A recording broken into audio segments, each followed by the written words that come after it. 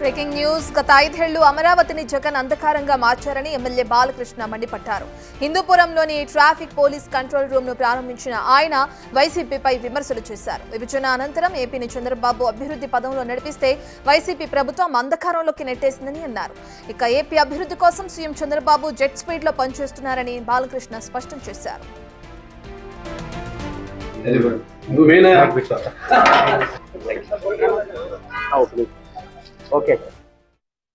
కేవలం ఈ ఐటీ అనేది కాకుండా, ఎందుకంటే ఐటీకి ఒక ఛాలెంజెస్ ఉన్నాయి.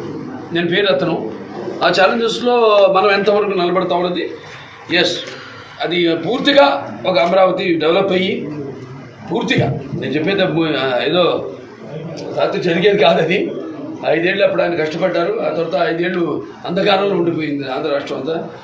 మళ్ళీ ఇప్పుడు ఆయన నాకంటే నేనే అందరికంటే స్పీడ్ అనుకుంటే మొన్న అదే అంటున్నాను, నేనే మీకంటే స్పీడ్ మీరు నాకంటే స్పీడ్గా పరిగెత్తున్నారు. ఇప్పుడు మీకు నాకు నెక్కు ఉంది. పందాల్లో గుర్రం తల ముందుకు వచ్చినా అది గెలిచినట్టే. బాలకృష్ణ వ్యాఖ్యలకి సంబంధించిన పూర్తి డీటెయిల్స్ అందించడానికి మా ప్రతినిధి యోగానంద్ అందుబాటులో ఉన్నారు.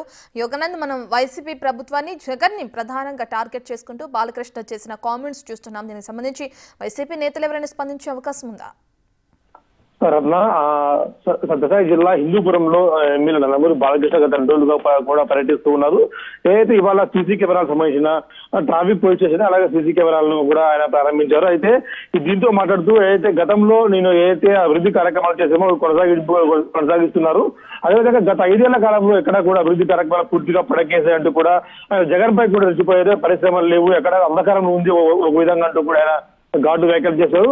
త్వరలో హిందూపురం కేంద్రంగా కూడా లేపాక్షి కానీ హిందూపురం కేంద్రంగా కూడా పెద్ద ఎత్తున పరిశ్రమలు రాబోతున్నాయని చెప్తున్నారు. అదేవిధంగా లేపాక్షిలో డిఫెన్స్ పరిశ్రమ కూడా రాబోతుంది. కాబట్టి ఇక్కడ యువతకు కూడా ఉద్యోగాలు వస్తాయి. అలాగే రైతులకు భూములు కూడా మంచి రేట్లో వచ్చే అవకాశం ఉంది అంటూ కూడా ఆయన చెప్పిన పరిస్థితి ఉంది. అదేవిధంగా జగన్ పాలన కూడా తీవ్రంగా విమర్శించారు. నిన్న కూడా అయితే పులివెందుల ఒంటిమిట్ట జడ్పీటీ చాలా గెలుచుకోవడంపై కూడా స్పందించారు. ఇలాగా యాక్టివ్ గా హిందూపురం తిరుగుతూ ఇవాళ కూడా మరి కాసేపట్లో ఫ్రీ బస్సులు కూడా ప్రారంభించబోతున్నారు. దీనిపై ఇంతవరకు కూడా వైసీపీ నేతలు కూడా స్పందించలేదు.